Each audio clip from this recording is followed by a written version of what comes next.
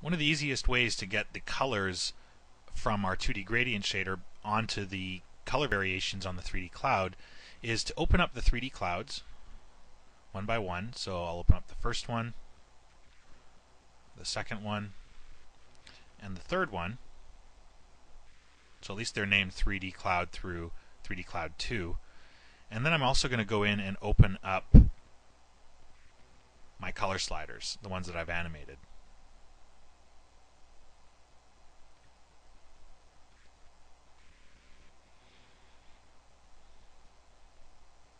So if I want to, I should be able to copy animation and paste animation to get those values working.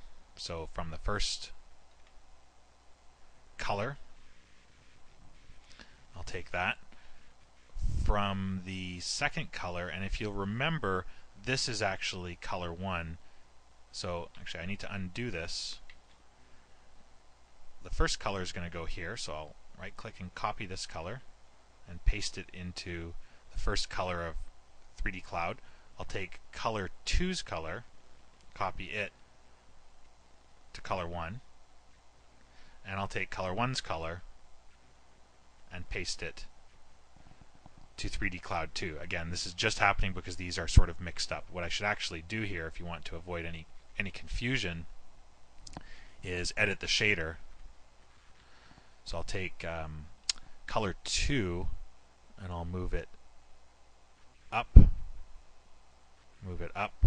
I'll take position color 2, move it up, and I'll just rename them. So this is actually now color 2, color 1, and this is purely a mistake that I made.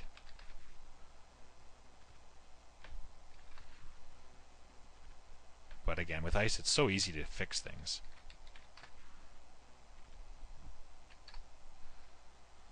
Alright, so I'll just dive back out here. So now that I actually have the colors on my swatches, I could copy and paste from here as well. So if you notice, we are getting that transition where they all transition from green to red. And of course I need to put that onto color 2 with slight variations in the actual colors themselves. So it's very easy again to just copy and paste and jump into color 2's animation editor, and maybe all I need to do is adjust the green level a little bit. If you'll notice, we do have a function curve, so all I need to do is offset it so there is a bit of a color shift. So if I take the green channel here, I could lift its value just a little bit and maybe even take the blue value and boost it just a touch. So just small changes are kind of what's needed here.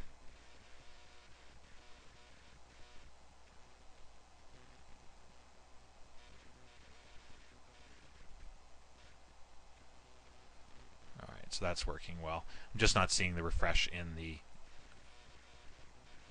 these color widgets here. So that's kind of what was concerning me.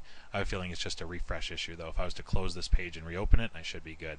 So I'm going to go on that idea and do the same thing here. Copy, paste animation, and again just offset the color so I do have a color differentiation in my 3D cloud. So I'll make this one a little darker. And I'll also take the blue channel, just focus in on that. Again, I'll raise the blue value a little bit there, maybe to 0.1, and the red value, again, I can just maybe restrict that red value a little bit. Let me clamp it. Do the same thing for the last one. Copy animation and paste. And again, just do one last animation offset on the green channel. I'll hit F to frame and use the translate tool and maybe boost the green a little bit. I'll do the same thing for the blue, but I'll reduce the blue and I'll also reduce the red. Actually, I'll pump the red up a little bit, maybe 0.15. So I should have different values now, and you can see that the values are all different here, so the colors will switch around in the cloud shader when I look back in the material manager. Again, if I just close these down, I have a feeling that just reopening them will allow the changes to propagate. So if I dive back in, let me take a look at one of these 3D clouds. There we go. You can see that the changes have taken place now. Okay, if they're not subtle enough, or if they're a little bit too far off, we can always make changes. So now I need to go and replace the color 1, color 2, and color 3 inputs with my 3D clouds. And again, I can remove these color accessors now. So I'll take color 1, and actually what I'll do is right click on the color widget, and I actually just need to find a clear, unobstructed view of the text. I can't have any of these lines that make up the exposed inputs connected. I can't have them over top of the words, otherwise I'll get an incorrect command. So I'm going to remove the color parameter. I'm going to remove color 1's parameter 1 and color 2. And now I can connect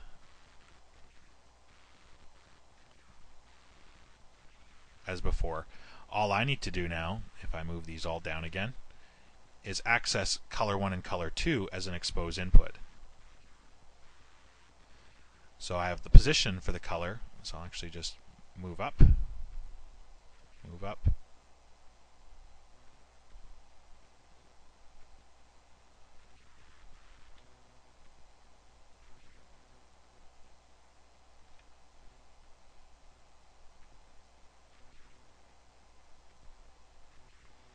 there we go. So this would be cloud color 1, cloud color 2, and if I expose the inputs of the other clouds, we'll just name them incrementally accordingly. So I'll expose again color 1 and color 2. This is position for color 1, so I'll make sure that that works. I'll move these guys up, move up, move up. Call this cloud 1 color 1 and cloud 2 color 2.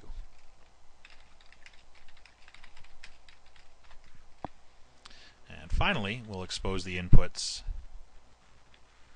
of cloud 2. So expose input, oops. So if I actually move this one up, this is cloud 2 color 1 and cloud 2 color 2.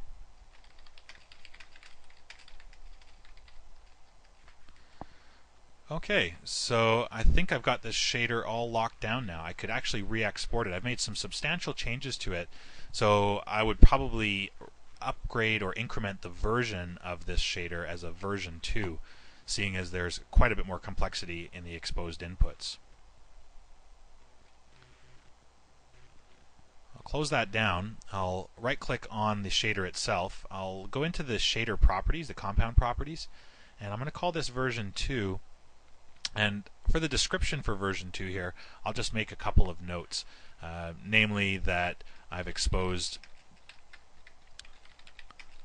cloud attributes for color variation within the gradient. So I'll right-click, export the compound as version 2. And there we go. So if I look in my shader compounds and I bring in my radial wave gradient, we can see how that works there.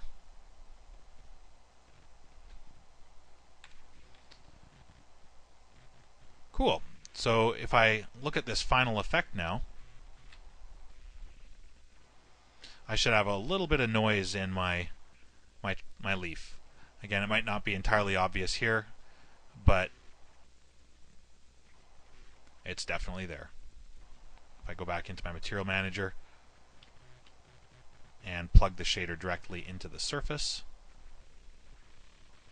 you can see that it's definitely got a lot of color shift.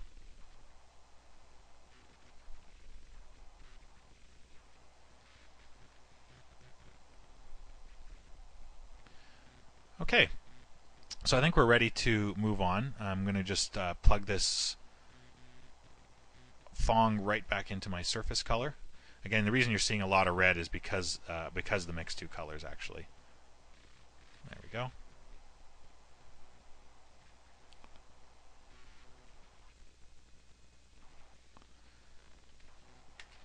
And we'll stop right there. If I actually look back at my scene now, you should see a lot of the changes, the dying leaves as well as the color shifts propagated into the scene.